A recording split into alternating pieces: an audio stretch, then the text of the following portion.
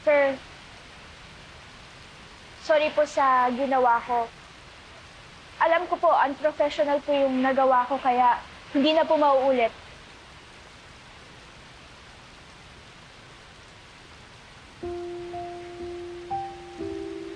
Huwag ka na mag-sorry sa akin. Ako naman talaga may kasalanan.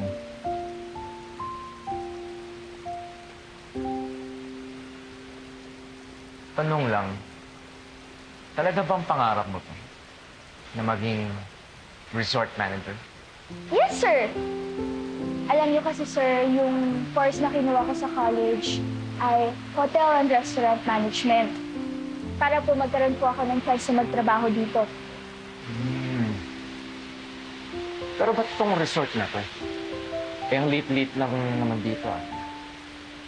Wala ka bang ambition maging successful? Sir, ano po ba yung meaning ng successful para sa inyo? Actually, hindi ko rin alam eh. Siguro kaya hindi ko alam kung ano pa talaga yung gusto ko. Pero, paano mo nalaman na ito talaga ang gusto mo? Dito po kasi ako lumaki, sir. Marami po akong memories dito, kasama yung pamilya ko. Si tatay. Matagal po kasi siya nagtrabaho dito bago siya namatay. Si Kuya John? Yung dati naming resort manager? Kaya, sir, kung sa iba po, yung meaning nila ng success ay yung madami kang pera, yung may maganda kang titulo, o di kaya may mataas kang presyo sa isang kumpanya. Ako, sir, ang meaning ng success para sa akin, yung makapiling ko yung pamilya ko. Yung mahanap ko yung maliliit na sulok ng kaligayahan sa trabaho araw-araw.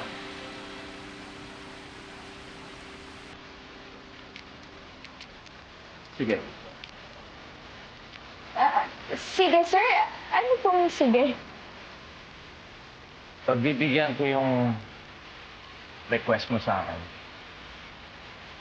Basta mas lalo nating galingan para ma-absorb ka na sa result.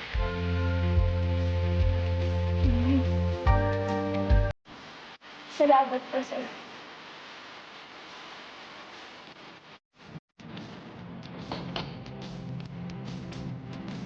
Alec? Meg! Hi! Bakit ganyan yung suot mo? OJT yan?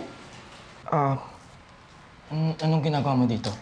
Sabi mo kasi sa akin, hindi ka makakasama sa Bora dahil magbabakasyon kayo ng mom mo dito sa resort niya. So, I decided na dumaan dito bago pumunta ng Bora para mas makilala ka. Sayang naman yung diploma mo kung ang bagsak mo is front desk lang ng resort ng mom mo. Yan na ba yung pangarap mo? No.